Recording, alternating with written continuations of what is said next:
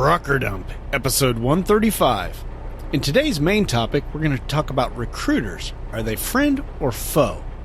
My opinion just might surprise you a bit. But before that, we've got a tribute to a friend, a couple of funny videos, and DriverChrisMc will point you to some good Mexican grub in the Trucker Grub segment. We'll discuss fancy pants new trucks from Volvo and Freightliner, and what's this about a truck with no mirrors?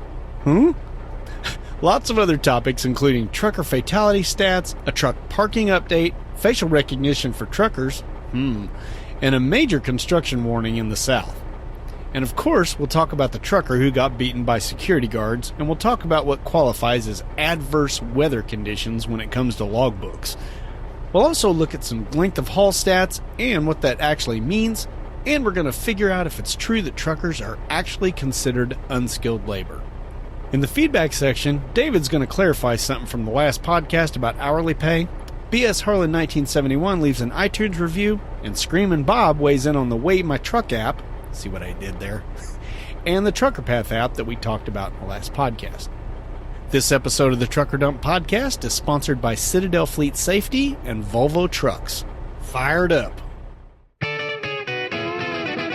Welcome to Trucker Dump, where you'll get one driver's insights and sometimes humorous views of truck driving and the trucking industry, and pretty much anything else he feels like dumping on you. This podcast is brought to you by AboutTruckDriving.com, resources to help you understand the world of truck driving through the use of stories and a pathetic attempt at humor. Hey there, Trucker Dumpers. Well, and those of you new to the show who don't know what a trucker dumper is, well, that's the name the listeners assign themselves. I was kind of playing around with it, but it's not a derogatory thing. Everyone who listens to this podcast is awesome. Hey, for those of you new to the show, my name is Todd McCann. I'm a 21-year company driver. I'm a podcaster, obviously. I'm a blogger. I'm a freelance writer when somebody wants to pay me to write. And I've written 2 trucking ebooks, one called How to Find a Great Truck Driving Job, and the other is called Trucking Life. And it's got a really long subtitle, but I'm not going to repeat it. And hey, little known fact, this might just be the last time I record a podcast inside the cab of my truck. That's all I'm going to say for now. How's that for a tease? So, how was your Christmas? You know, I think last time we talked, I was telling you that I got home for a lot of days at Thanksgiving, and it was kind of strange for me because I don't usually get that much time off. Well, things went back to normal for Christmas. I got just a few days, just enough time to get home, go to my sister's house to see my mom, my brother-in-law, and then we went to the Evil Overlord's sister's house and saw all them the next day, and the next day I was right back out on the road. No rest for the wicked, I guess, right? Well, I hope you had a better Christmas. From the looks of the truck stops on the 26th, when I was back out on the road, I would say a lot of you did have it, because, man, they were empty, which was great for me because I didn't have to worry about parking. Hey, I need to switch gears here for a second. You've probably never heard the name Bob Makaroskas. Well, I didn't hear that name much either, but as Bob once told me, would you want to pronounce a name like that all the time? No, that's why he called himself Trucker Bob online. Well, Trucker Bob finally lost his longtime battle with prostate cancer. I talked to his brother Jeff, and apparently he passed peacefully on the evening of December 23rd. Man, what a bad time. That's just, now every Christmas, I know I'm going to be thinking about this. I'm sure his family is going to be thinking about it. Oh well, it's not like Bob could help it. Anyway, like I said, he was diagnosed with prostate cancer quite a few years ago. I don't remember exactly how many, probably 5 or 6 years ago, but the doctors basically told him it was a very aggressive form and that he should get his affairs in order. That was their words. Well, he lived quite a few years on after that and had a pretty decent quality of life most of that time. He continued to be a trucker most of that time too.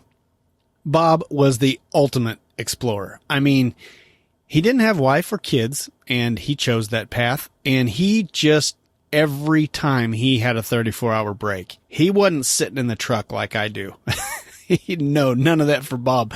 I mean, he was on a bus. He was going downtown. He was exploring a new city. He was finding new restaurants, which is probably where most of you recognize the name Trucker Bob, because he did the first Trucker Grub segment. Anyway, he just loved to get out and explore. And we loved to hear about them because he was the instigator behind the Slack groups. He came to me years ago with the idea of opening a Slack group for truckers. And I had heard of Slack a bunch. I listened to a bunch of tech podcasts. I thought it sounded like a cool kind of a chat app, but I didn't have a business team to work with, so I didn't really know what to do with it. And I'm not very creative. So thankfully Bob was, and he came to me with the idea of starting a group for Apple loving truckers. You know, we love our iPhones. We love our iPads. We love our Macs. And he was like, well, let's call it iTruckers. And I was like, awesome. Let's do that. And, from there, it led on to me thinking, well, I'm already in Slack. I might as well do a trucker dump Slack group also. And I'm going to speak for all the guys in the group here because I know they all feel the same way. Trucker Bob is going to be sorely missed. He was such a fun guy and had such a good outlook on life, despite his situation. But I don't even think Trucker Bob even realized what the Slack groups really did. I have to tell you, I'm an extrovert, as you probably guessed. But after the evil overlord got out of trucking, I was just in this truck by myself, not really talking to anyone except for when the evil overlord called. And I was just kind of a loner. I had a blog since 2009, but I wasn't getting a lot of feedback on that, and no podcast until 2012. And even at 2012, I was on Twitter and had some friends on there, but it was nothing. I don't even know how to describe it. The Slack groups are something different. Twitter, things go by so fast. You can carry on a conversation sort of, but Slack, I feel like every person in this group is a good friend of mine now. Well, not everyone. Some people are lurkers in there. Anyway, if you want to use Slack that way, that's fine with me. But anyway, I have formed so many good relationships, so many friendships in this group. And I know all the guys feel the same way. A lot of us would have never even met had it not been for these groups. And I don't think Bob realized he left that behind him. And it really meant a lot to me. So anyway, I just wanted to give a shout out to Trucker Bob. I know right now he is enjoying Jesus right now because he was a born again Christian. He believed that when he died, he was going to heaven. And I believe that too. He was fully prepared. His attitude towards the end was just amazing.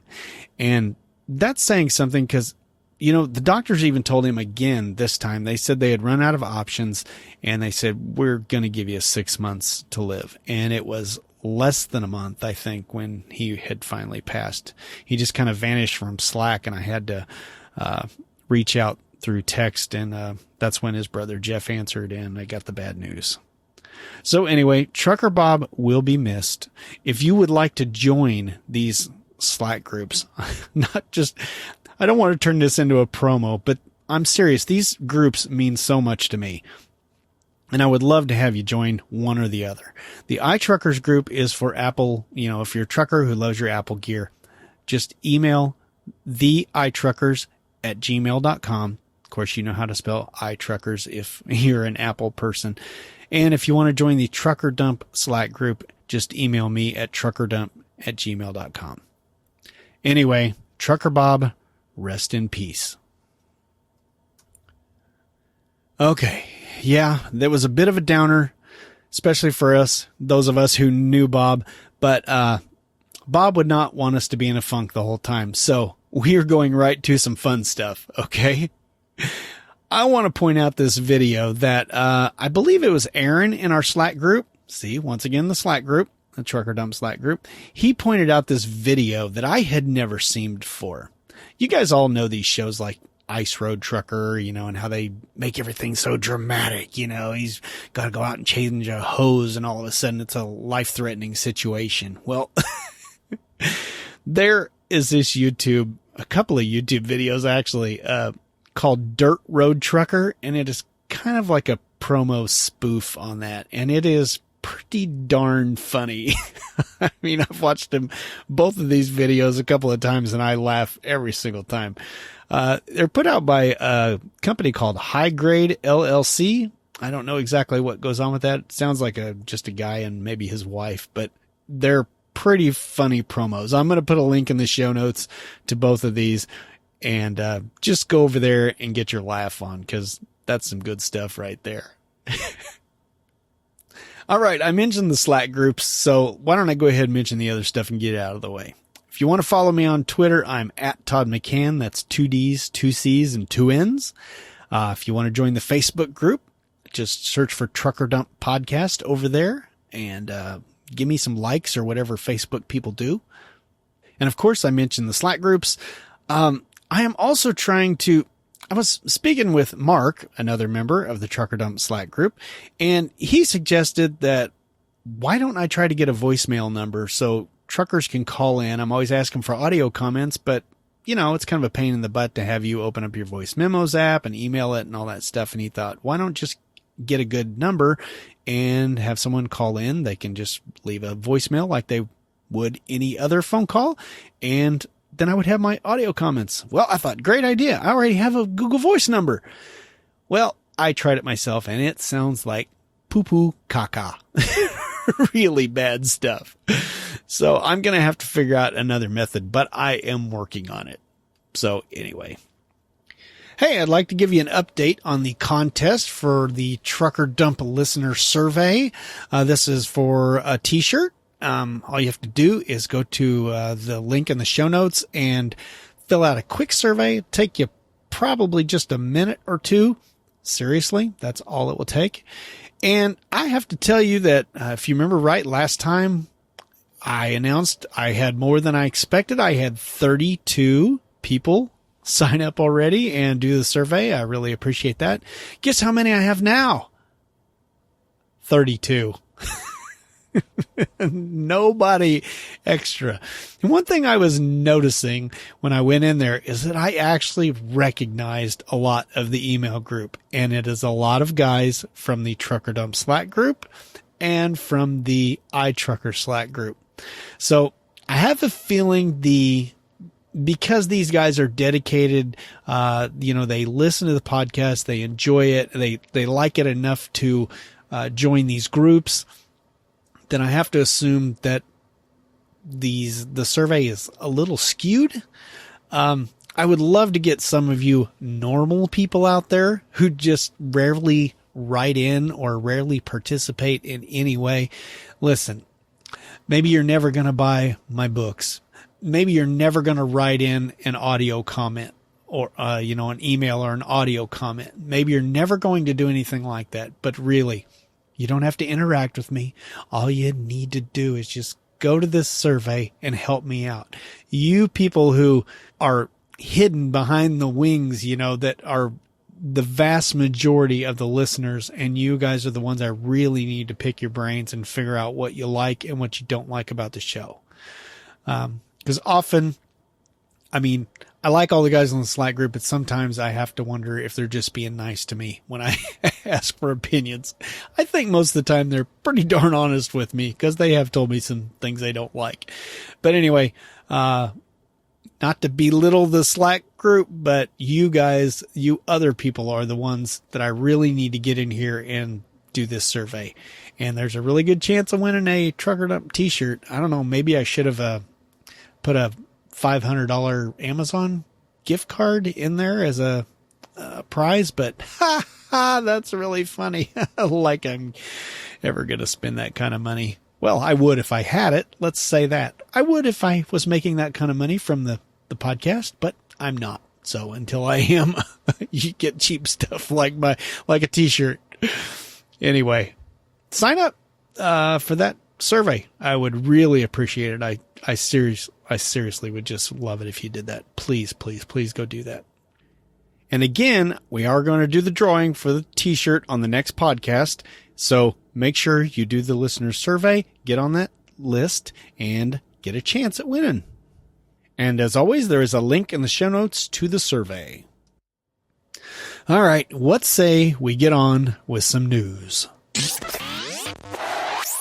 Hey, guess what? There's good news right off the bat. No recalls. Yay! Isn't that awesome? Well, let's just get right on to some electronic stuff. You know, we mentioned Volvo as a new sponsor in the podcast, and the first story is about them.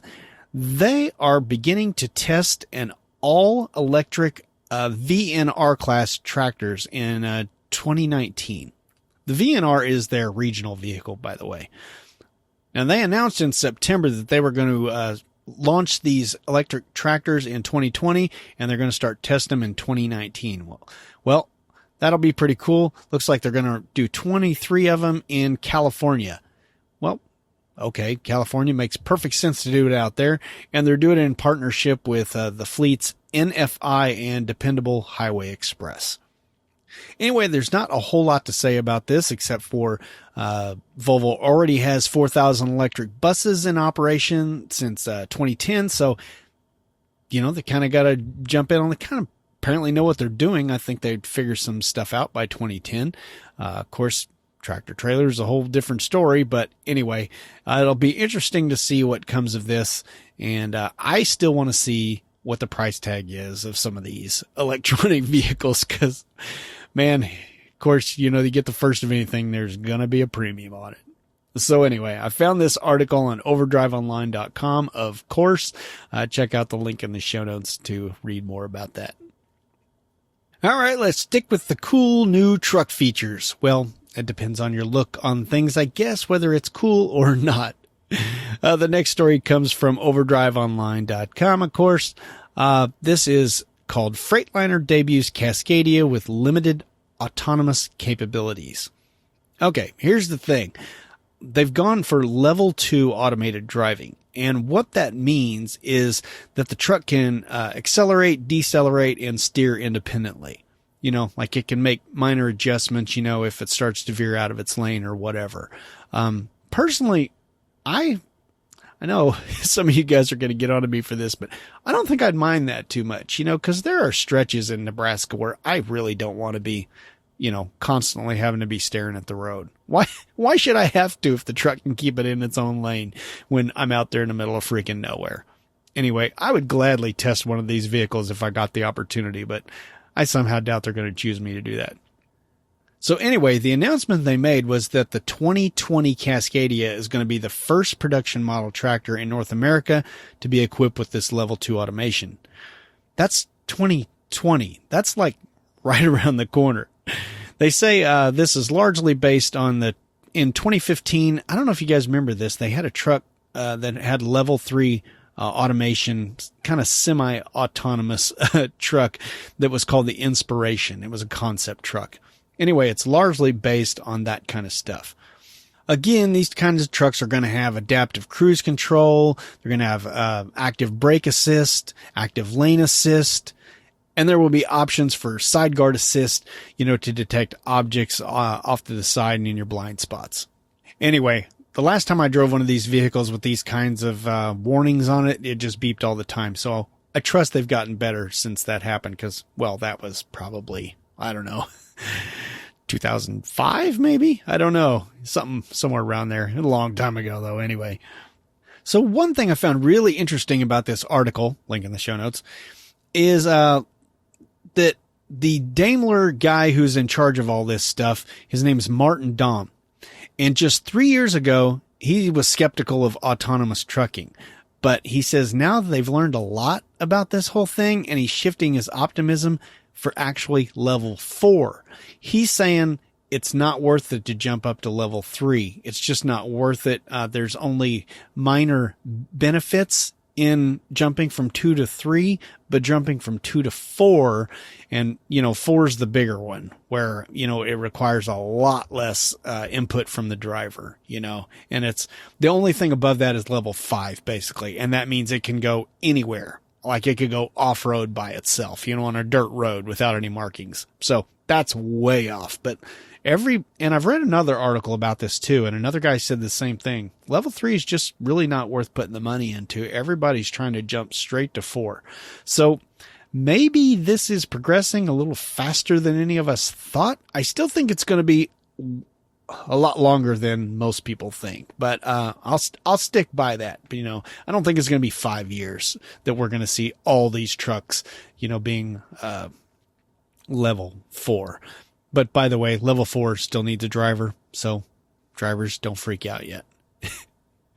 Anyway, one other little tidbit down here at the bottom, it was just kind of tacked onto the end of the article, but I found it kind of interesting. You remember the truck platooning that everybody was ranting and raving over? This is where they have 2 trucks really close together going down a highway.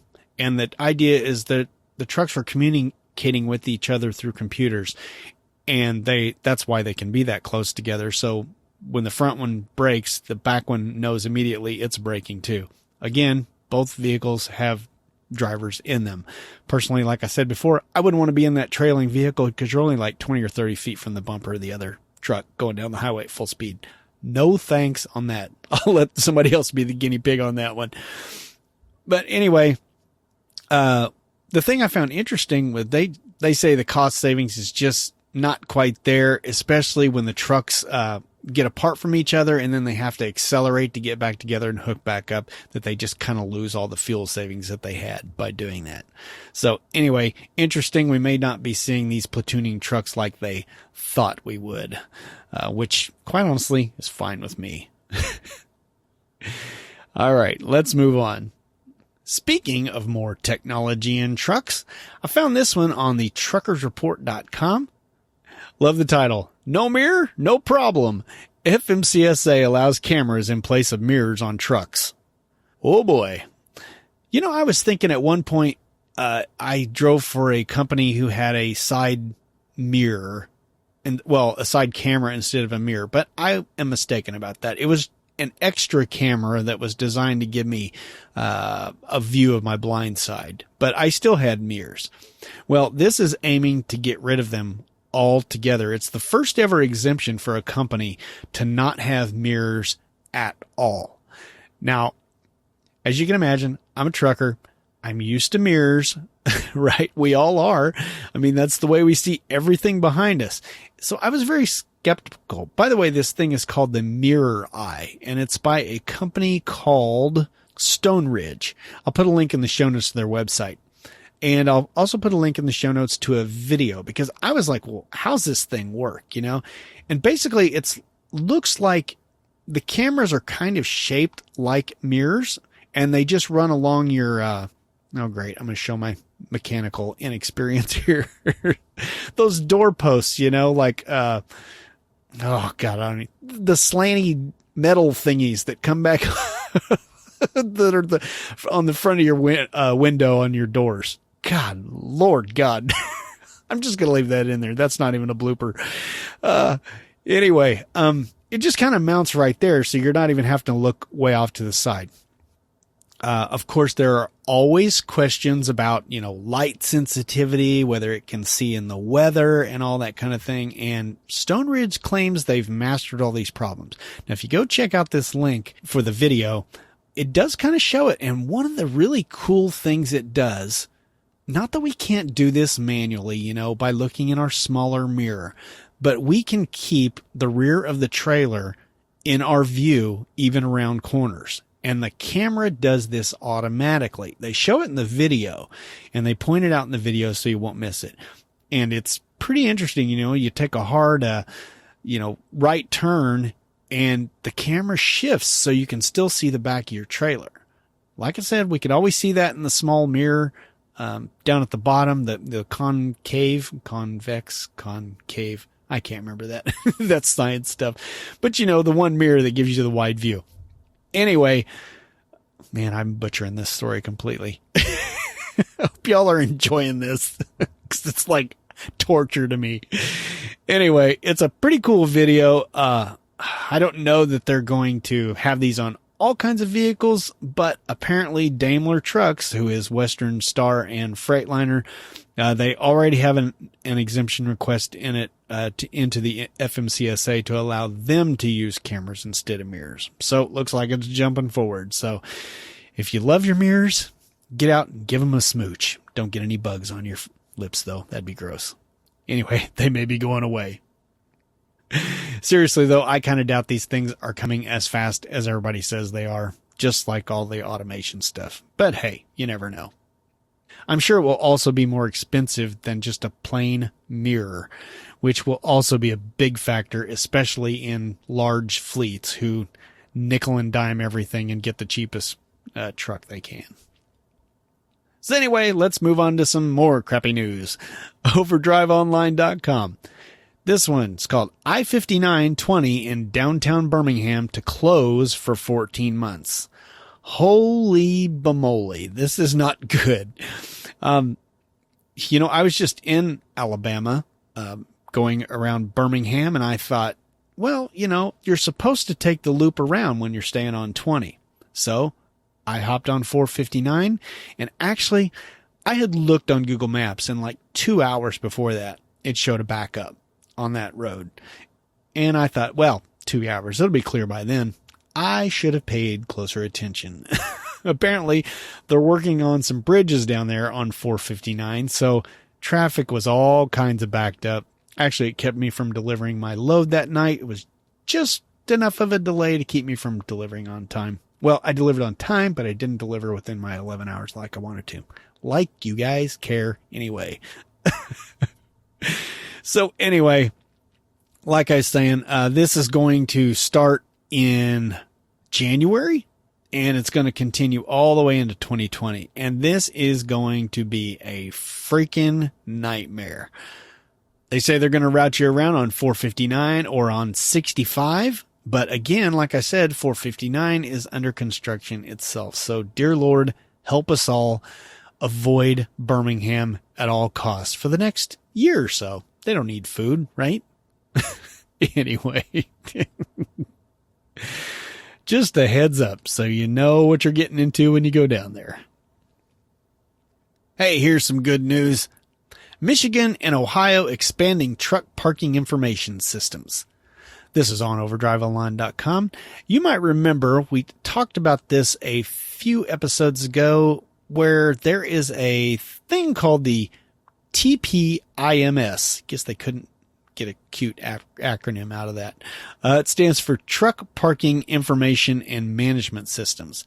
This is part of an 8-state Midwest truck parking initiative. And the idea is to increase parking, and not just increase parking, but also increase reporting on the trucking or on the parking.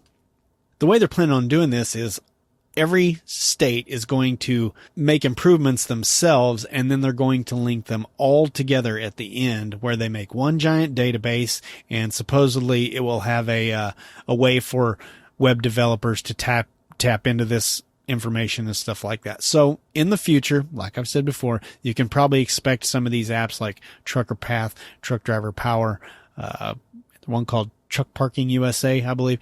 All of these are going to be tapping into this database.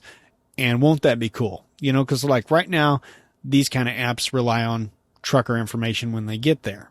And that's great, but sometimes truckers don't always update the apps like, would be great.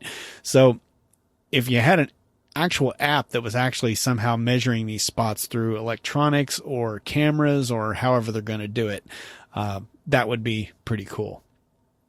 But anyway, this particular article is about Michigan and Ohio, and they're stepping up. They're going to see some more parking along I-25 and along 75, some more rest areas, or some more parking at the rest areas on I-94. So, looking up, because you can always use more parking, right? And for the record, this Midwest truck parking initiative thing, it's made up of Michigan, Ohio, Indiana, Iowa, Kansas, Kentucky, Minnesota, and Wisconsin. All places that you can find parking if you really try. Can't wait till one of these things gets implemented out east where the real problem lies. But anyway, it's a step in the right direction. All right, for this next one, you guys know that some of the rules in the hours of service are kind of vague. Most of them are pretty well laid out, but some of them are kind of left up to discretion and stuff. And one of the ones I've never quite understood is the one about driving in adverse weather conditions and how you get extra time for that. Well, I found an article on here that will explain this. I am not going to get into it because it is pretty convoluted, because that's what happens when you have gray areas. So anyway, let me point you to this. This comes from bigroad.com. They, of course, are a electronic log company among a lot of other things. But anyway, they put out this pretty useful information on this kind of adverse thing. And they did it for the U.S. and Canada, and the different scenarios when we can actually call it adverse weather, and how you need to flag it on your logs and all that kind of stuff. Like I said, this is the U.S. side of it doesn't seem too awful complicated, but the Canadian side is a freaking nightmare. So, which is bad because they have way worse weather than we do. So anyway, check out this link in the show notes if you want more detailed information on this. And that way you'll be ready for claiming an extra couple of hours or whatever is legal, depending on where you're at. All right, next up we go back to overdriveonline.com, because that seems to be where I live. Thank you to Todd Dills and all the editors over there for keeping this site going. Anyway, this article is called Record Number of Truckers Killed in Workplace Fatalities in 2017. Apparently, there were 840 truck drivers killed on the job in 2017.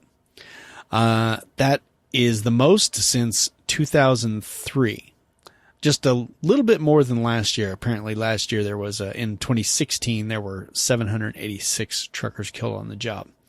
Sad no matter how you look at it.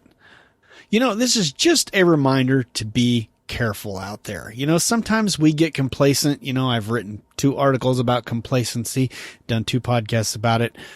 I mean, it's just that truckers, we tend to be in this, at the top of the list, basically. They list other occupations with high fatalities in 2017 were construction, 965. So they're higher than us. But, the next closest down is like the installation, maintenance, and repair occupations, with 414, and we had 840. So, only construction's beating us out for this. Well, that's not good.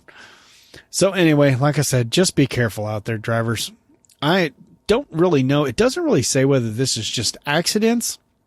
It says workplace fatalities. So that could be accidents in the truck. It could be, incidents. It could be muggings.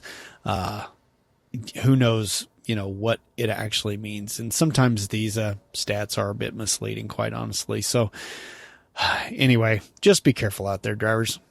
Especially you Trucker Dump listeners. I don't want to lose any listeners. Yeah, that's not selfish at all. All right. Speaking of danger, wow. I'm sure all of you people heard about this story about the trucker and his wife that got beat. Well, the trucker got beat by a security guard. I found this on truckersreport.com. This one is called Team Truckers, air quotes, attacked by security guards charged with assault. Got a picture of him with a nice shiner on here. I just have to say there was a lot of confusion about this when it first came out. I was reading the stories. Of course, podcast wasn't due yet, so I wasn't talking about it. But there was a lot of stories about, there had to be more to this situation. Security guards just don't normally beat people, out of the blue. Well, there was more to the story, but it did get out of hand. Here's the thing. Clinton and Shannon Kirker, they're a husband and wife team, been driving for 15 years, and they went to pick up a load at Metro Foods in Olive Branch, Mississippi. The thing is, they thought their load was just produce, so they were wondering why the guards were asking them to step out of the truck. They wanted to search the truck and all this thing. They did not understand that Metro Foods is also Metro Logics, which is a company that stores high-value pharmaceuticals, including vaccines for the CDC. So extremely high value loads, but they had no clue what they were picking up. So apparently the guards kept telling him to take his hands out of his pockets, and he, out of habit, he kept putting his hands back in his pockets. And then he tried to just leave. He was just going to leave because he said the guards were, talking down to him and everything. He was going to leave, and he went to get back in his truck, and one of the guards put his hands on him. And that's when things got physical, and a bunch of security guards got in on it. And, Clinton ended up battered and bruised from all of it. But anyway, like I said, I'm sure you guys heard this story a million times since it's been out for quite a while. But the thing I wanted to point out on this is, if everyone's being truthful in the story, all of this could have been avoided by some simple communication. I mean, think about it. If they knew they were going to pick up, well, they even say in the article here, if they knew they were going to pick up high value pharmaceuticals, they would have just not picked up the load. They would have, chosen a different load, but they didn't know. And man, that's a big failure, on something like this. And now a guy gets beat from it. And now there's lawsuits and everything going on. It's like, come on, dispatchers, brokers, customer service reps, get your crap together, get us this information. I mean, really, about the only thing I ever encounter is like having a wrong pickup number or something like that. But, this could have easily happened to me. Now, I'm pretty passive, so I probably wouldn't have got aggressive. I probably would have followed the rules and went on with it because I'm easy like that. But, not everyone is. And apparently Clinton didn't like the dude touching him. So I can't say as I blame him. So anyway, I don't really have any advice on this. I mean, what can you do if you get bad information from your broker or your dispatcher or whatever? It's bad information. You don't know till you get there. Anyway, I wish they could fix all this, but communication is always a problem, and it always will be a problem. And it is even more of a problem when you end up working for a trucking company who really doesn't give a rip about the driver. So anyway, I guess the best advice from this is find a company that doesn't treat you like crap and is honest with you. All right. Well, speaking of faces and battered faces and black eyes, I wonder how this would affect this next story. Found this on truckersreport.com. Truckers targeted by facial recognition artificial intelligence. Oh boy, this is like Minority Report or something. Anyway, the idea here is that the Peace Bridge near Buffalo, crossing from the United States into Canada, back and forth, that has been there. I guess I haven't been up there in a long time, but apparently this is a sticking point. They have lots of traffic and long delays, and they blame pretty much the truckers for that.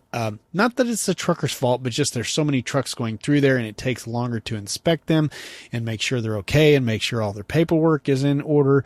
So what they're doing is they are mapping all of this information, like all of your documents and things like that, to your face. So apparently this will be able to be done in like seconds. So as you drive through the checkpoint, the camera will zap your face. It will, see that all your documents are up to date and that you've, been cleared to go into Canada and all of that kind of good stuff. So that sounds pretty good to me. I know people are paranoid about, this facial recognition stuff, and I get it, but I have spent 6 hours at the border before years ago, and it was no fun. So if they can get me across faster and get all the other traffic across faster, I'm all for this. Again, I realize there's some of you who are going to be totally against this, and I understand that, but send in your arguments. Explain to me why you're so opposed to this. Send it in to truckerdump@gmail.com. Send an audio comment. If you would like, that would be awesome, but I will take an email anyway. Just want to hear your thoughts on this subject. Anyway, they say this program, this pilot phase will begin in mid 2019. So if you're up there in the Buffalo area, expect that. They say in the meantime, a similar technology is being tested at the Ambassador Bridge border crossing near Detroit. So apparently that's already going on. I wonder how many of you have crossed that bridge and not even known that was going on. Oops. Well, I don't know what you're going to do about it. Anyway, link in the show notes for that story. All right. Now, I'm not going to go into great detail on this next story, but check it out on overdriveonline.com. This one's called Freight's Drift Toward Greater Regionalization, Average Length of Haul on the Spot Market. Basically, what this article is saying is that the average length of haul, which is the point between your pickup and your delivery, has dropped. This does not surprise me, honestly. Now, what they're saying the main factor is there are just more distribution centers, and people want their crap faster when they order it online. So all these companies are putting up more distribution centers. I mean, think like Amazon. There's a bunch of new warehouses going up so they can get stuff to people quicker, that kind of thing. I also have to know, though, the thing I got out of this was that I also have to wonder if any of this has to do with getting the driver home, because we know that's a problem with this industry, making drivers stay out for long periods of time. And personally, I have noticed over my 21 years that the truck stops are less full on the weekends than they are throughout the week. I know that's always been the case, but it seems to be more dramatic than it used to be. And I have to think that's because there's more trucking companies offering that kind of freight that will, maybe get you home on the weekend or maybe get you home every few days, because that's what is going to be required from these new drivers. I don't think there's going to be there's always going to be truckers, born truckers who want to be on the road for 8 weeks at a time. But there's also going to be a lot of people who want to maintain a personal life and just not live for trucking. They want to have a decent career, get a decent paycheck, probably without a degree of any kind. A college degree of any kind. Trucking's great for that. And if they can get in there and be home on the weekends, perfect. Why wouldn't they do that? And so I hope this is not just because of, people wanting their stuff more or the economy going down or anything weird like that. I hope part of it has to do with the trucking companies coming around to what the drivers want nowadays. Anyway, I don't even really know why I reported on that story, but I did. So there you have it. All right. And for our last story of the day, I want to make you happy inside. Have you ever heard some trucker complaining about how we're not considered skilled labor? I've heard that time and time again. I've probably even said it before in my life, not knowing. Well, there is a video that is on the truckernation.org. I actually found this, of course, on overdriveonline.com. Link in the show notes to the video. It basically debunks that. And, they've got like a little clip of, someone in the government, transportation head or security of transportation, something like that. Anyway, she's flat out saying, we're skilled workers. And apparently truck drivers are either considered skilled or semi-skilled. And that's all based on how much experience you have, how many miles you've driven, time in the truck, different endorsements that you have. The more endorsements you have, the more skilled you are. It's that kind of a thing. Anyway, this is a really short video that debunks all those guys who say that truckers are considered unskilled labor. Well, we're not. We are considered either semi-skilled or skilled. Now, don't you feel special? All right. Enough of the news. I think that was a little bit shorter than normal. Wow. Amazing. Hey, I'd like to welcome a new sponsor to the show, Volvo Trucks. Check them out at volvotrucks.us. Dude, have you seen these new VNL series going down the road? Man, that is one sexy beast. But you know what they say? You can't judge a book by its cover. Well, that's when you step into the VNL inside and see that it's just a sexy inside. The first awesome feature you might not even notice when you first get in. That's because Volvo is offering the first integrated reclining bunk in a sleeper. That's an industry first. It's fully adjustable, so you can set it up just a little bit to read. You can set it all the way up if you want to for eating or for watching movies. And what makes it even cooler is right along the back wall, there is this TV tray that sets flush with the back wall, and you swivel it out, and it's in perfect position for you to eat or to watch your favorite movie on your laptop or your tablet. It's truly awesome. But hey, what good is a reclining bunk if it feels like you're sleeping on a pile of bricks? Well, you don't have to worry about that with the mattress in the new V&L.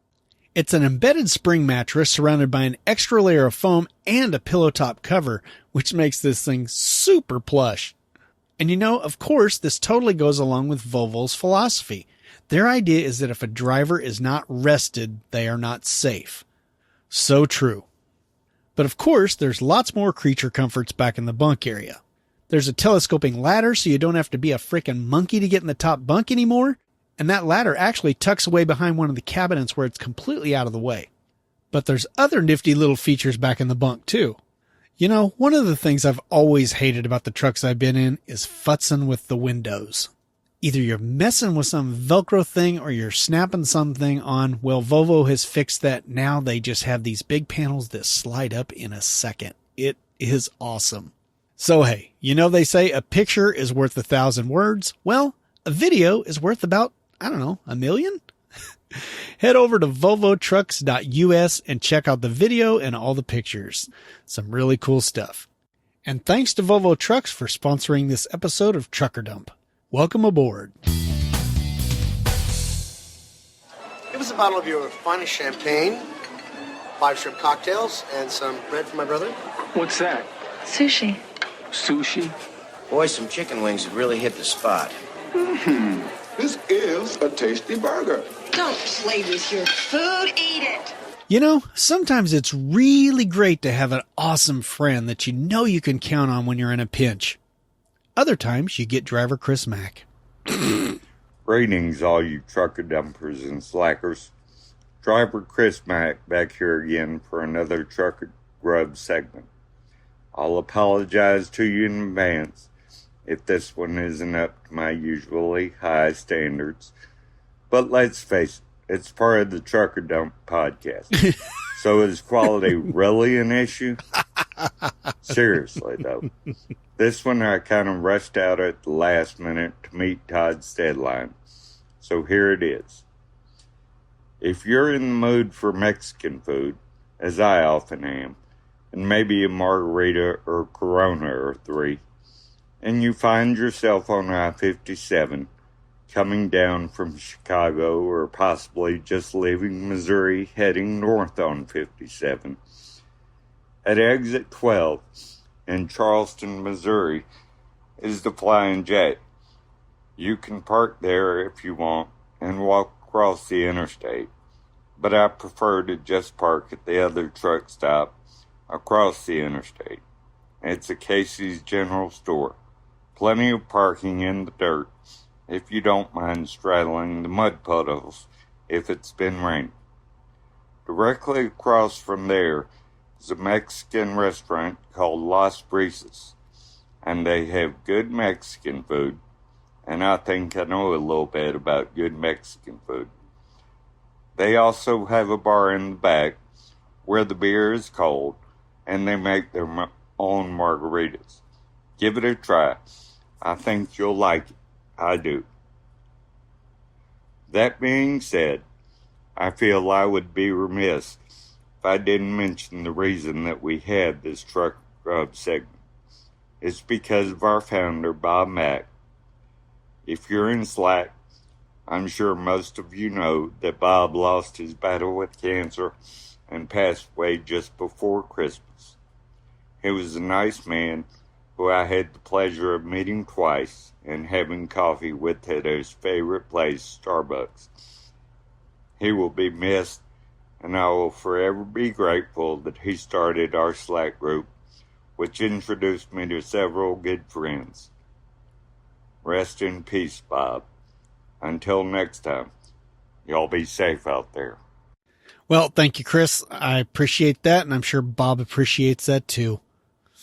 See, I told you Bob made an impact on our lives. And as far as the restaurant goes, I'm glad Chris pronounced it as Las Brisas because I didn't have a clue how to pronounce that. You know, so many silent letters in foreign languages. There probably are in English too. I just don't realize it because I speak it. I don't speak Spanish, but I'm pretty sure as many Mexican food restaurants as Chris goes to, he probably speaks it fluently. And I'm guessing his Spanish gets better with each new Corona. Anyway, Chris, thanks for the review. And just so you know, I'm still expecting you to say Todd is a better trucker than me sometime in your life. I just can't get him to do it. Slacker.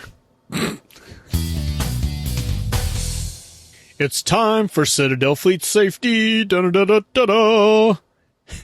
Hey, that's what it's going to feel like when you have the Escort emergency mobile device around your neck, on your wrist, or on your belt loop. That's because help is always around the corner when you have it on. Basically, this is a two-way radio in a key fob-sized device. All you have to do is hold the button for just a couple of seconds and you're immediately connected with one of the Citadel emergency advisors. These supermen, or supergirl, I guess, coming to your rescue are based in 3 locations strategically located throughout the U.S. That way you're never affected by weather or anything like that. Somebody's always going to answer. The device is solid as a freaking rock, so it'll stand up to a trucker's abuse. You can drop it. Let's not do that on purpose, obviously, but you can drop it. It'll handle heat and cold. It'll even handle some water if you get it wet. It's got GPS in it, so if you can't speak when you call, they can track you and know exactly where you're at. And by the way, if you can't speak, they are going to send everybody because they don't know what's wrong. What can you use this device for other than just in a medical emergency? Well, how about if you feel threatened? How about if somebody, you see somebody walking across a parking lot after you and you think, well, what is this person up to? And it's just a little fishy. Go ahead and hit the button. It never hurts. You're not going to be penalized or anything like that for being cautious. They'll stay on the line until you realize that big ugly dude was just a big ugly dude and not a bad guy. They're also good for accidents, both yours and someone else's. If it's someone else, you can hit the button while you're running back there to help or assist in any way you can. Or if it's your own accident, think about it. Your cell phone's probably going to fly across the cab somewhere, but hey, you've always got the Escort emergency mobile device on you. That's the beauty of it. And for extra peace of mind for your family, you can even enable it to where your family can track you to always see where you're at. My advice is don't go any place you wouldn't want them seeing you going. Obviously, you can disable that feature if you want to. So how much is this peace of mind going to set you back? Well, normally the Escort sells for $29.95 per month. But since you're a Trucker Dump listener, you get it for $22 a month. To get that price, simply go to citadelfleet.com. That's CITADEL fleet.com. In the upper right-hand corner, you'll see the customer login button. Click that. After that, click the Trucker Dump logo. Then in the password field, enter Trucker Dump, all lowercase, all one word. So hey, head on over to citadelfleet.com and check out the videos and learn more about the device. And hey, because we're old school here, you can even call them if you have questions. The phone number is 800-269-5905. All this information on how to get your discount and all this contact information is in the show notes. Check it out. Thanks to Citadel Fleet Safety for sponsoring this episode of Trucker Dump. All right, let's get on with the main post. That is, if my mouth can handle it. My throat is dry. I think I'm getting hoarse, and, well, I hope I can pull this through. Anyway, here's what brought this post about. A friend of mine recently switched jobs. It was great because his old job sucked. It was not a very safe job, and I was glad he was moving. But when he got to his new employer, he found out that they had driver-facing cameras. And he didn't know that beforehand. And he was naturally a little upset about it. And I don't blame him because I've always said I'll draw the line right there too. But actually, that's not exactly true. If I could find somebody who'd pay me what I want to make and be home every day, put me on camera all you want. I'll even go pantsless if you want me to. Anyway, that brought about the idea of recruiters to me. And I remembered that, well, I have already addressed this issue in How to Find a Great Truck Driving Job. So, Today, basically, what I'm doing is reading a chapter from that book. So, if you've already bought that book, I apologize. But since there's no audiobook version of that book, then, well, look at this as a bonus. I've actually had people ask me about this book and doing an audiobook version of it. But honestly, it's just not really set up for it. It's a question and answer book, although it does give explanations of why. But honestly, the reason I didn't do it in the first place is because I had big plans for this book. I thought it would be my main selling book, and it's not. I expected that drivers would read the book, write in and tell me that I forgot to include a particular question or a particular subject, and they would straighten me out on it, and then I could add it in the book later. And over time, this book would grow and grow and grow to ask more and better questions and be more and more thorough. But that's not what happened. But my idea at the time was if I do audio of it, then every time somebody submits one of these clips or ideas, then I'm going to have to go back in and edit it again and then reissue the audiobook again. And it was just going to be a big pain in the butt. But since people aren't doing that, I may record that one day. I don't know. But for now, hey, at least you can get an audiobook version of Trucking Life. Anyway, let's get on with this. I called this chapter in my book, Recruiters, Friend or Foe. Yeah, I know what some of you are thinking already. Here we go. Oh, and by the way, I know this first paragraph will date this book a little bit. Not too old, so nothing to worry about. On with it. Here's an old joke for you. How can you tell if a lawyer is lying? His lips are moving. You could replace the word lawyer with many occupations. With the 2016 presidential election fresh in our minds, naturally, politicians come to mind. But for the purposes of truckers, recruiters would fit the bill. But do they deserve that reputation? Let's discuss that. Recruiters are the gatekeepers of trucking companies.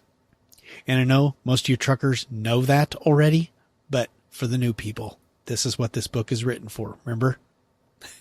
Anyway, recruiters are the gatekeepers of trucking companies. They are the people that's responsible for recruiting drivers to work for their company. As a driver, if you have an interest in working for a particular company, you'll probably call an 1-800 number and talk to a recruiter. After talking to many different recruiters from different companies, you'll narrow down your choices. Once you make your decision, your recruiter is the person that'll guide you through the rest of the hiring process. Unfortunately, you may never meet your recruiter face to face. The larger trucking companies usually have to hire from all over the United States to get enough drivers to fill their trucks. That's just the nature of the beast. Unfortunately, that means that most of the hiring is done over the phone. And it's a lot easier for someone to lie to you over the phone than it is to your face. You know, that certainly explains why that varsity cheerleader always had plans when you called to ask her out on a date. So, however unlikely it is, if you can talk face-to-face with your recruiter, by all means do so. Now, before we go any further, let me clarify where my job hunting experience lies. First, I have never worked for a small company. That's 1,000 trucks or less. And I probably never will. I have my reasons, which I discuss in detail in my Trucking Life book, available on Amazon or abouttruckdriving.com. But for now, let's talk about my experience with recruiters for smaller companies. I openly admit I haven't dealt with very many. Of those I have mixed feelings. Being a smaller company tends to promote an I'm your buddy type of attitude. But I've talked to some really nice guys and gals that I didn't entirely trust. One particular recruiter was super nice on the phone. As fate would have it, I found myself stranded without a load in their town one day, and I went to talk with him face to face. You know, I still thought he was a nice guy as he gave me the tour and introduced me to everyone in the office, which consisted of 5 whole people. All of them were ultra friendly, and I started to get this at-home kind of feeling. Then I was introduced to the owner himself, who was also very nice. I'm telling you, there was so much niceness in that building, it could almost make a man want to puke up his McGriddles. I talked with him for about 2 hours and was feeling so good about the whole ordeal that I filled out an application and did a pre-employment drug screen right there on the spot. He suggested that I stick around and talk to some of the drivers after hours, so I did. You know what? He was a moron for suggesting that, but man, I'm glad he did. I found out that once you were an employee, the owner transformed into a controlling, tightwad of a jerk with slave master tendencies. Despite this, the drivers were generally happy with their jobs, mainly because of the money they were making. Now, when I relayed all the information I'd been told by the owner and the recruiter, they all gave me a knowing smile and said, "Yeah, sure, we heard all that too." What neither the owner or the recruiter bothered to tell me was I was going to have to run illegal logbooks nearly every day and get very little sleep just to get the job done and make all that money. No thanks. You know, the money was good, but it wasn't that good. And trust me when I say, I need my beauty sleep. So you can see that niceness can be very misleading. Now, that's not to say that large company recruiters can't kill you with kindness also. They can, and sometimes do. So beware either way. And whenever possible, you should always compare what the recruiters say to what the drivers are saying. I give you some tips on getting information from drivers in trucking life if you need some help with that. Naturally, that's for newbies or students, because all you truckers certainly know how to talk to each other. All right. Now that I've sat here and told you that recruiters are synonymous with liars, let me clarify that a bit. Among truckers, recruiters certainly have a reputation for lying, but in my experience, that's not entirely true. Sure, I've run into a handful of bald-faced liars over the years, but by and large, I'm convinced that most recruiters get a bad rap because of a simple lack of communication between the driver and the recruiter. For instance, hanging with me, experienced drivers, I got a point. All right. For instance, most recruiters have a list of things that they're supposed to discuss with drivers, but drivers don't usually bother making up their own list of questions to ask the recruiter. Ta-da! Now you've got a list. Well, you should have by now anyway. I've only linked to it about 457 times in the book already. And for those of you who are wondering what this is, it's a list of questions that you need to ask a recruiter. And it's handy for any person, not just new people, but experienced drivers, because often when you get in talking in a conversation, you just forget to ask certain things. This is basically a checklist, and you can write everything down so you can keep things straight when you're comparing company A to company B. Anyway, there is a link in the show notes to this. This is a part of the book, How to Find a Great Truck Driving Job, if you buy that book. But if you don't need all the explanations to why you're asking all the questions, you can just get this questionnaire. I believe it's $1.99, I think. And trust me, it's worth it. It sucked putting this book together. I did not have any fun with this. So anyway, you could put together your own list if you want, but it's $1.99. That's all I'm saying. Okay. So, hey, you've got to remember that when you're speaking with a recruiter, it's basically a substitution for the typical job interview. Now, most people think of a job interview as a one-sided affair, where an interviewer asks all the questions while you sit there and dutifully answer them. I beg to differ. I once took a career class where the teacher told me that a job interview should be a two-way street. In other words, you should ask your share of questions too. You can't expect them to anticipate your every question. You've got to be prepared to ask the questions that they haven't covered. As a matter of fact, maybe there's a reason they aren't covering certain topics. Here's a classic example of this. The evil overlord, that's my wife and ex-co-driver for you newbies, and I had gone through the entire recruiting process at a trucking company, attended orientation, and started team driving for him. Everything was going great until the first time a holiday rolled around and we didn't get paid for it, even though we had worked on that particular day. After a quick call to the payroll department, we learned that this particular company didn't even have holiday pay. No wonder our paycheck was light. You see, we had always received holiday pay from our previous employers, and we just assumed that this company would pay for it also. Now, if you've ever seen the movie The Long Kiss Goodnight, you know what Samuel L. Jackson's character says about making assumption. You make an ass out of you and umption. So, do you think the recruiter lied to me? Well, I hadn't asked about holiday pay, and they hadn't bothered to mention it. Does that make them a liar? I don't think so. Look at it this way. Say I'm trying to sell a Jeep. When a buyer approaches me, do I start out by telling him about all its flaws? I can hear it now. Dude, this thing is awesome. I've mowed down some trees with this thing, and I can tell you it's been through its fair share of mud pits in its day too. But look, hey, there's hardly any rust on it yet.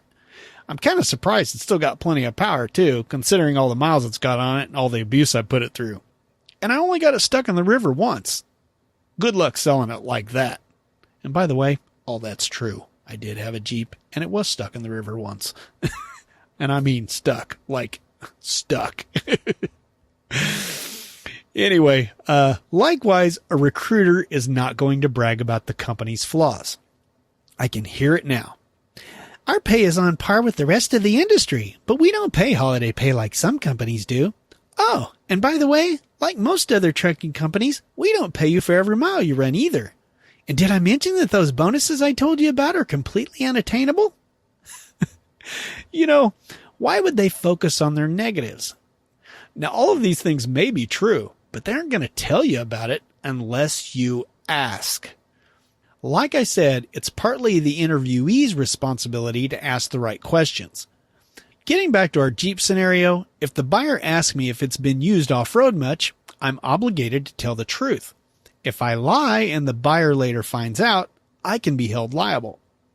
The same goes with your recruiter. If you ask them if the company has holiday pay, they're obligated to tell you.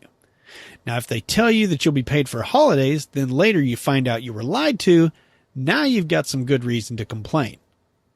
Also, asking the right question puts you in the best position to make a wise decision. If you were the buyer in that Jeep scenario, you'd want to take the Jeep to your mechanic so you can get as much information as possible. That way you can make an educated decision on whether you still want to buy it or not. If you know what's wrong with it, you're likely to get a better deal on it too. Here again, if you ask your recruiter all the right questions, you can decide if that particular company is going to be a good fit for you or not. If it's not, keep looking. There are gobs of trucking companies to choose from. Gobs. Good Lord. Am I a vocabulary giant or what? But you know, all recruiters are not created equal. There's no doubt in my mind, if recruiters had Pinocchio noses, some of them could be hands-free pole vaulting champions. Unfortunately, it's really hard to tell whether someone is lying over the phone. Other times you get a prickly feeling in your ear. Watch out! It's that nose coming through the phone line. You want the first step to figuring out if your recruiter might be tempted to lie to you? Find out what's motivating them by asking one simple question. Are you paid by commission? Sure, they might think you're rude, but you have the right to know what's motivating them.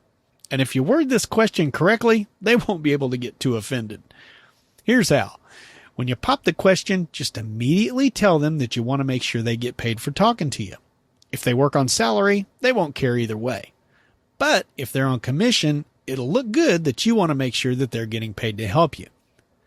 Now keep in mind that this only applies if the recruiter is actually being helpful. If they aren't, call back at another time and hope you get a different person. If you get the same person again, ask for someone else or call back until you get a different one.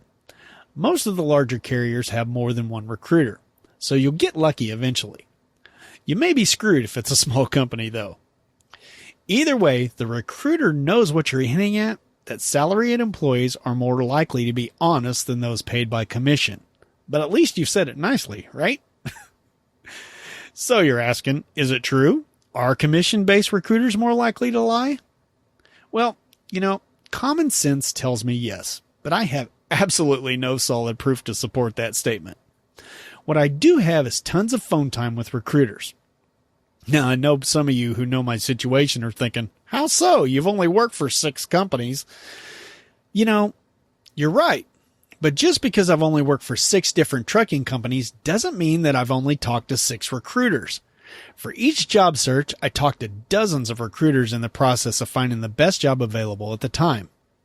Generally, what I've discovered is that salaried recruiters tend to be more forthright about their company.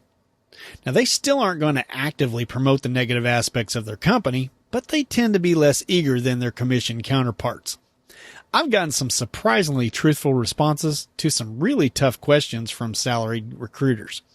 For example, I asked one salaried recruiter if he had heard what the driver's biggest complaints were about the company. He actually told me that he had heard a lot of complaining about a particular division within the company, and he suggested I avoid it at all costs. And when I told him I was a little surprised he'd tell me that, he said, "Hey, I got no reason to lie. I get paid whether you come to work for us or not. Besides, if I'm dishonest, you'll call me out on it later, so why lie?" So, maybe I do have some proof for my accusation. And that's my point. Salaried recruiters have less reason to lie. They get paid no matter what. Commission recruiters, however, only get paid if they make the sale, so their motivation factor is high. Now, another thing I've noticed is that salaried recruiters tend to be better informed than those paid on commission. Now, that's not to say they're smarter, it's just that there seems to be a higher turnover rate on commission recruiters. That's just common sense. The less time you spend on a job, the less you know about it.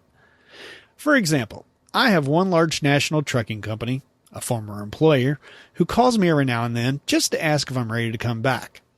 This particular company not only puts their recruiters on commission, but they're independent contractors to boot. What this means is that nearly every time I get a call from them, I'm speaking to a different person. When I tell them, "Hey, I've been talking to Recruiter X," they usually say, "Recruiter X is no longer with the company. I've taken over her list of drivers." What's worse, sometimes the pay rates and other quoted information are completely different from what the last recruiter said.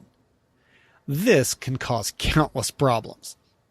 I tell a story in my book Trucking Life about how a bunch of drivers in our orientation group were told by their recruiters they'd be making 38 cents per mile.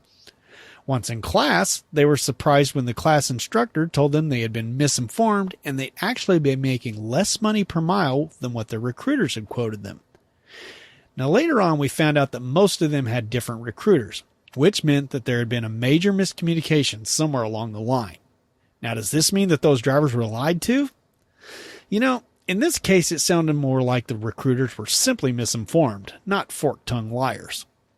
On the other hand, when the evil overlord left me as a solo driver, I went looking for a more solo-friendly company.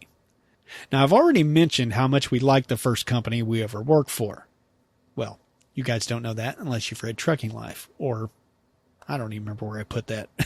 Probably in How to Find a Great Truck Driving Job. Anyway, back to it. Even way back then, that company was way better suited for solo drivers than for teams, which you may recall prompted us to leave for more pay with a team-oriented company.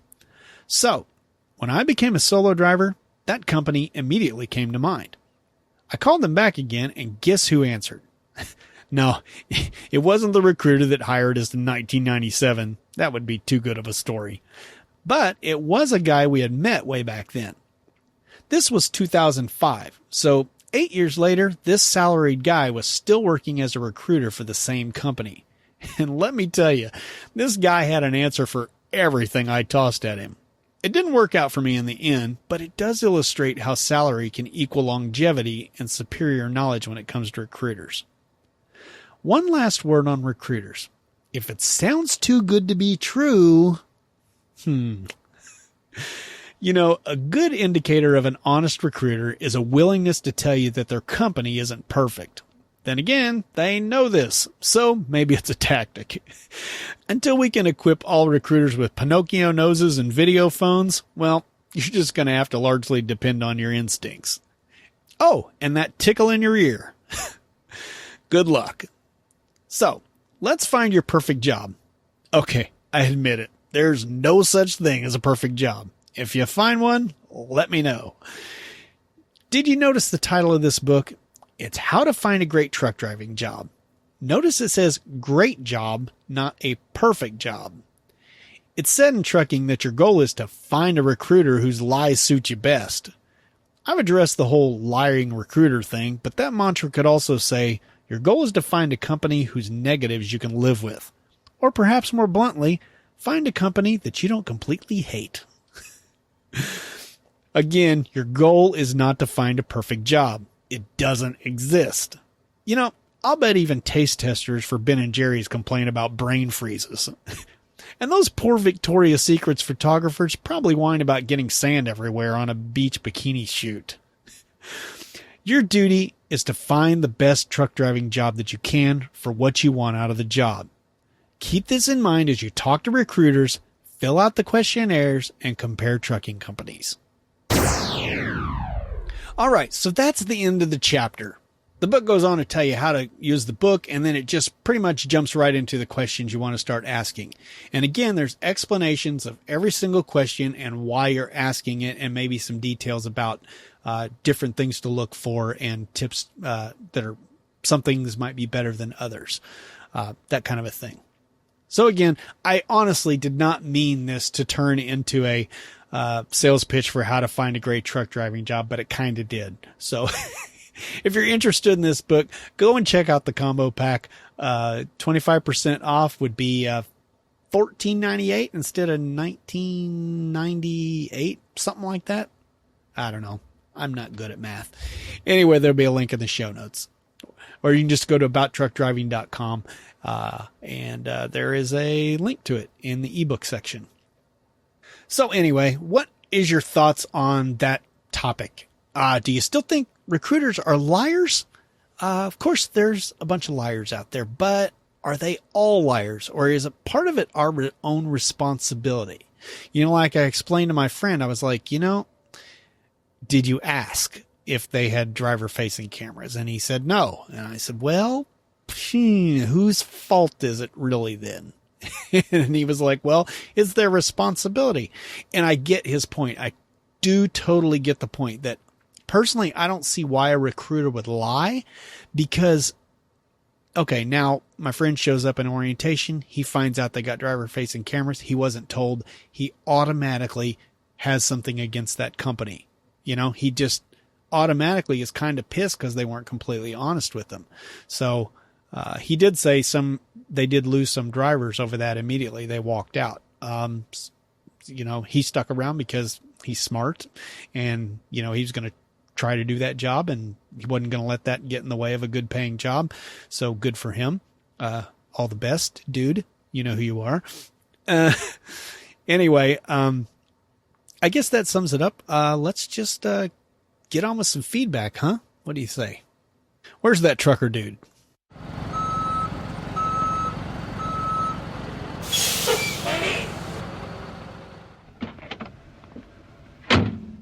Hey, yo, bud, where do you want this load of feedback? Set it down right here, and be careful, because I ain't wearing my steel-toed boots. Man, this feedback segment is gonna be quick. I'm running out of stuff fast. So, hey, you remember last time David wrote in and he was telling us about hourly pay, and I didn't really understand the context of the question. Well, he wrote back in and said what he was getting at was that most people, especially those advocating a $15 minimum wage, don't realize that the employer pays more than what the employee gets. So to those do-gooders, when a person gets $15 an hour, they don't realize it costs the employer more than $15 an hour. He says, does that make sense? Yes, it does make sense. Yeah, well, the whole minimum wage issue, if you're totally one-sided on that, anybody is totally one-sided on that, I would suggest that you go to, I'll try to find it if I have time and put a link in the show notes to it. It's an episode of Stuff You Should Know podcast about minimum wage. And I was of one opinion when I went in, and I don't think my opinion's changed, but it has altered because there are two sides to this thing. It's not all one-sided. It's more complex than you think it is. And I found that podcast episode very interesting. So like I said, I hope I can remember with my pea brain to put a link in the show notes for that. Anyway, thank you for writing back in, David. I appreciate the clarification. And hey, this next thing, I don't know about this. Tell me if this bothers you. It kind of bothers me. I like to acknowledge when people do something kind for the podcast, like write in or send an audio clip or write a review or write a book review or something like that. I like to acknowledge that, but at some point it just kind of feels like I'm patting my own back. You know what I mean? Does it bother you? It kind of bothers me, but I don't know, I'm torn, because like Harlan here, BS Harlan 1971 gave me a review on iTunes. It says the host is really funny and the content is well thought out. From trucking trends to where to eat, this guy covers it all. Now see, that's great. I'm glad BS Harlan, who is actually a member of the Trucker Dump group, or is he iTruckers? I don't remember. A lot of the guys are in both of those groups. Anyway, yeah, he wrote this in and I'm happy that he's happy with it. And I want to read it for you, but I feel weird about doing it. So does it bother you guys? I don't want to be one of those guys who's always patting himself on the back. God knows I need to, because very few other people do it, but I don't want to be that dude. Anyway, okay, let's finish up with Bob, Screamin' Bob. Ooh, that's a great name, Screamin' Bob. He writes, totally funny that drivers don't use the CAT scale app. He's writing in about 3 free trucking apps every trucker should have, which was the last podcast, episode 134. Go to abouttruckdriving.com and check that out, or there'll be a link in the show notes. The 3 apps, by the way, are the Weigh My Truck app from CAT Scale, TransFlow Mobile Plus from Pegasus, I believe, and the third is Trucker Path, and I don't know who the parent company of that is. Anyway, he writes, totally funny that drivers don't use the CAT Scale app. A couple of weeks ago, I'm in the Love's truck stop in Yuma, Arizona. They had a separate line for scale tickets with about 6 drivers standing in line. Produce season, savages. Impossible to get in or out of that place. Why would you choose to stand in line? That's a good question, Screamin' Bob.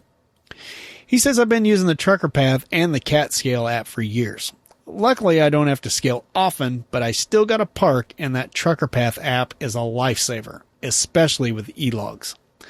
Boy, I could not agree with you more, Bob. The Trucker Path app, and just be able to see what's available. There's times when I'll be able to push it up right to the end because I can look and see that truck stop 25 miles out, and I have 30 minutes left on my clock, and I can see that truck stop still has plenty of parking. It's like, yes, I can finally use my entire 11 hours for the day. It's freaking great.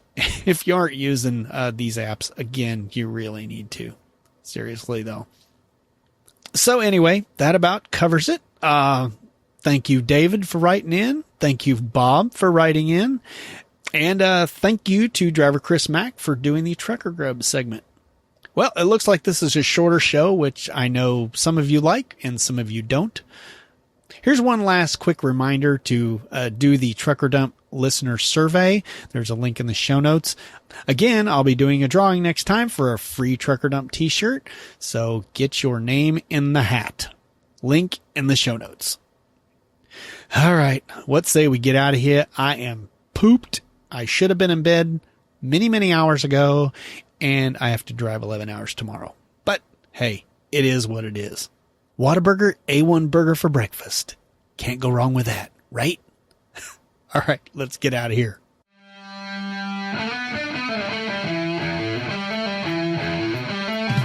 Well, you heard that I'm out of listener feedback, but I'm thinking I'm going to have plenty after my viewpoint about recruiters. So, do you agree with me, or do you still think they're all still liars?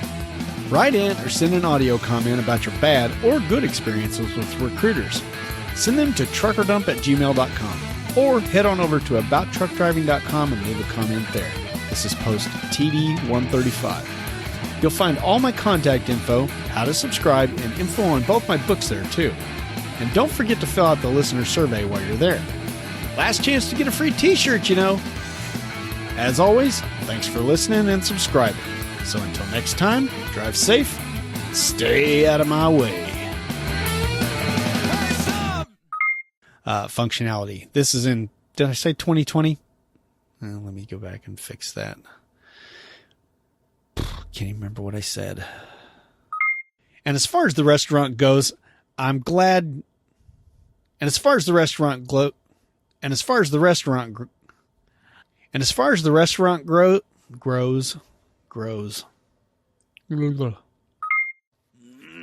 my nose itches.